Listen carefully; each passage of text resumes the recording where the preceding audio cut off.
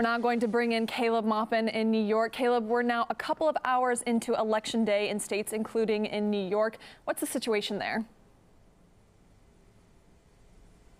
Well, polls have been open already for a couple hours, and the situation here is tense. There are police on standby. The country is quite nervous, as it appears that both major candidates have indicated they may not concede defeat if the vote doesn't go their way.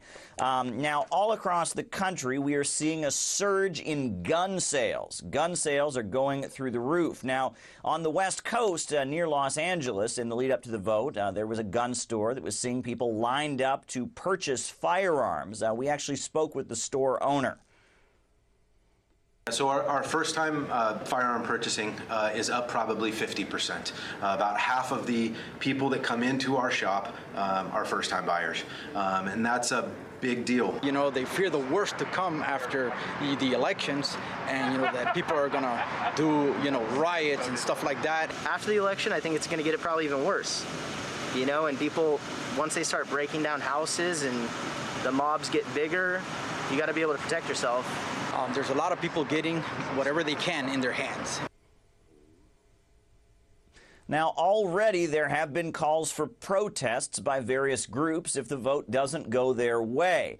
Now, what's particularly interesting is while there is so much tension in the country, it remains to be seen whether or not people can really tell the difference between the candidates. For many progressives and liberals, voting against Donald Trump seems to be the issue.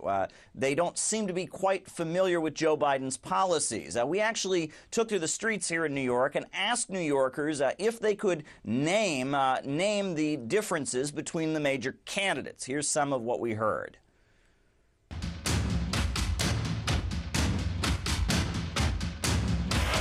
Biden is a lifelong politician. Trump, on the other hand, you know, came up, no government experience, no office experience whatsoever. I don't feel like Trump really has any idea of like policy. He just like does stuff and says what he wants.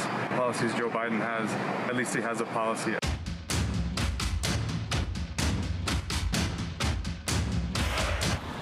Trump. I think Trump is hammering that more. Yeah, that could really be either of them.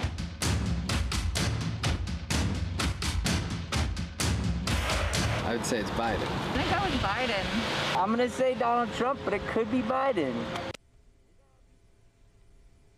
So, with gun sales on the rise, protests already being called, and a lot of us versus them rhetoric, many fear that this election and the results following it could lead to a big explosion in the country. A lot to keep our eyes on. RT's Caleb Maupin, thank you for bringing us that report.